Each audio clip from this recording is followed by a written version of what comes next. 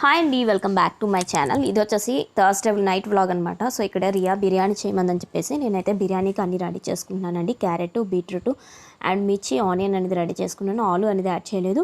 బిర్యానీ వేసే ముందు ఒకసారి నా స్టవ్ అయితే ఎందుకు చూపిస్తున్నాను అంటే, నేను లాస్ట్ ఇయర్ స్టవ్ తీసుకున్నానండి. దీని మీద ఐరన్ ప్లేట్స్ ఇచ్చాడనమాట. సో పాలు కానీ చారు కానీ ఏవి పొంగినా కూడా స్టవ్ అనేది పాడైపోయేది. సో నేనైతే స్టవ్ చేంజ్ చేసేద్దాం అనే టైంలోనే నాకు ఒక ఐడియా వచ్చింది. ఎందుకైనా మంచిది ఒకసారి అమెజాన్ కానీ లేకపోతే మీషో కానీ చూసి ప్లేట్స్ ఏమైనా అవైలబుల్గా ఉన్నాయని తీసుకుందాం అని చెప్పేసి ఇలా ప్లేట్స్ తీసుకున్నాను. చాలా అంటే చాలా తక్కువలోకి వస్తాయండి, మంచిగా యూజ్ అవుతాయి అనమాట. చాలా బాగుంటుంది. ఎవరికైనా నచ్చితే ఒకసారి ట్రై చేయండి ఈ ప్రాబ్లం ఉన్నవాళ్ళు. సో అలాగే ఇక్కడ వచ్చేసి నేను అనేది బిర్యానీకి అన్నీ వేసేసుకున్నానండి. ఆయిల్ వేసుకున్నాను, గీ అనేది యాడ్ చేసుకున్నాను, మిర్చి అండ్ మసాలా దినుసులు అన్నీ కూడా యాడ్ చేసుకొని ఫ్రై చేసేసుకుంటున్నాను. అలాగే ఇలా ఫ్రై చేసుకున్న తర్వాత ఇందులోకి బాగా వేగిన తర్వాత ఆనియన్స్ అనేది కూడా యాడ్ చేసుకోవాలి. మనం కట్ చేసుకున్న వెజిటేబుల్స్ అన్నీ రెడీ చేసుకొని ఆనియన్స్ కొంచెం వేగిన తర్వాత ఇందులోకే క్యారెట్ అండ్ నెక్స్ట్ క్యారెట్ కొంచెం వేగిన తర్వాత బీట్రూట్. సో కొంచెం వేపుకున్న తర్వాత బీట్రూట్ అనేది కూడా యాడ్ చేసేసుకోవాలండి. ఈ రెండు వేగిన తర్వాత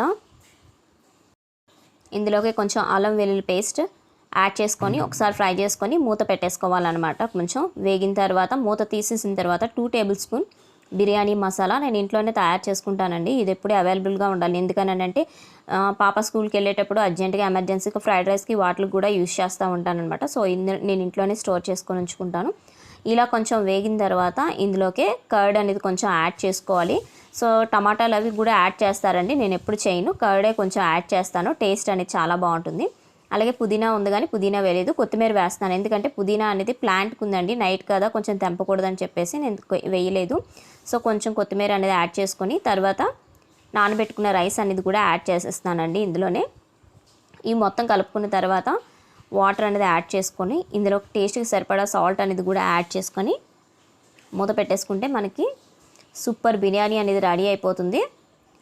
సో ఇక్కడ చూడండి, బిర్యానీ అనేది రెడీ అయిపోయింది. మీకు చూపిస్తున్నాను. ఎంత బాగా ఇలాగని చేశారంటే టేస్ట్ అనేది సూపర్ ఉంటుందండి. చాలా అంటే చాలా బాగుంటుంది. సో వేడివేడిగా మూత తీసి బిర్యానీ అనేది చూపిస్తున్నాను చూడండి. చాలా అంటే చాలా బాగుంది. ఎంత బాగా వచ్చిందని అంటే టేస్ట్ కూడా కరెక్ట్గా అన్ని పర్ఫెక్ట్గా సరిపోయాయి అనమాట. అంత బాగా కుదిరింది నైట్ అనేది. సో ఇదండి ఎస్టర్డే నైట్ వ్లాగ్. సో చూసారు కదా, వీడియో నచ్చితే ఒక లైక్ చేసి ఛానల్ని సబ్స్క్రైబ్ చేసుకోండి. Thanks for watching video. Thank you so much. Bye.